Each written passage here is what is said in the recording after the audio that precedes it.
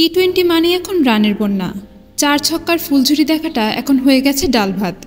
অথচ সেই টি-20তেই কিনা এবার একদল অল আউট হয়েছে মাত্র 12 রানে। জাপানের বিপক্ষে মঙ্গোলিয়ার সব ব্যাটার মিলে করেছে মাত্র 12 রান, যা কিনা আন্তর্জাতিক ক্রিকেটে দ্বিতীয় সর্বনিম্ন দলীয় সংগ্রহ। জাপান ও মঙ্গোলিয়ার মধ্যে চলছে 7 ম্যাচের টি-20 সিরিজের দ্বিতীয় টি-20তে ঘটে এমন কাণ্ড। জাপানের 218 রান তাড়া করতে গিয়ে মাত্র 12 রানেই অল আউট হয়ে যায় মঙ্গোলিয়া।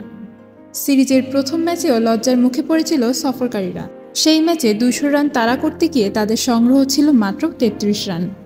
এদিকে বুধবার সিরিজের দ্বিতীয় ম্যাচে জাপানের সানো ইন্টারন্যাশনাল ক্রিকেট গ্রাউন্ডে টস জিতে আগে ব্যাট করার সিদ্ধান্ত নেয় স্বাগতিকরা।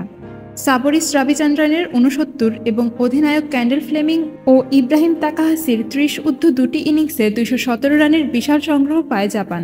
মঙ্গোলিয়ার হয়ে সর্বোচ্চ 3টি উইকেট নেন সুরেন সেটসেক। 218 রানের লক্ষ্যে ব্যাট করতে নেমে প্রথম বল থেকে উইকেট হারাতে শুরু করে সফরকারীরা। কোনো ব্যাটারই দাঁড়াতে পারছিল না জাপানের বোলারদের সামনে। 6 জন ব্যাটার বিদায় নেয় 0 রানে। দলের হয়ে সর্বোচ্চ 4 রান করেছেন লোয়ার মিডল অর্ডার ব্যাটার তুর সুমাইয়া। ব্যাটারদের অবস্থা এতটাই বেগতিক ছিল যে দলের দ্বিতীয় সর্বোচ্চ রান আসে অতিরিক্ত থেকে।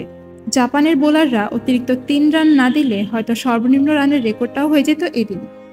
2023 সালে সর্বনিম্ন রানের রেকর্ডটা নিজেদের নামে করে আই লাভ ম্যান। সবচেয়ে কম 10 রানে অল আউট হওয়ার রেকর্ডটা এখনও তাদেরই দখলে।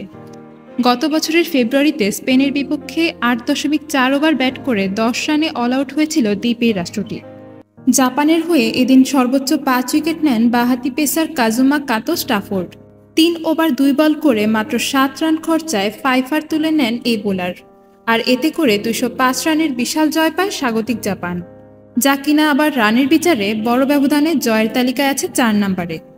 এদিকে সবচেয়ে কম বলে ইনিংস শেষ হবার তালিকাতেও 2 নম্বরে উঠে এসেছে মঙ্গোলিয়া। জাপানের সাথে 12 রানে অল আউট হবার দিনে মাত্র 50 বল খেলতে পেরেছে মঙ্গোলিয়া। বর্তমানে এই লজ্জার রেকর্ডের মালিক রুয়ান্ডা। গত বছর নাইজেরিয়ার সাথে মাত্র 37 বলে অল আউট হয়ে যায় রুয়ান্ডা। আমেনা ইকরা, অনফিল্ড।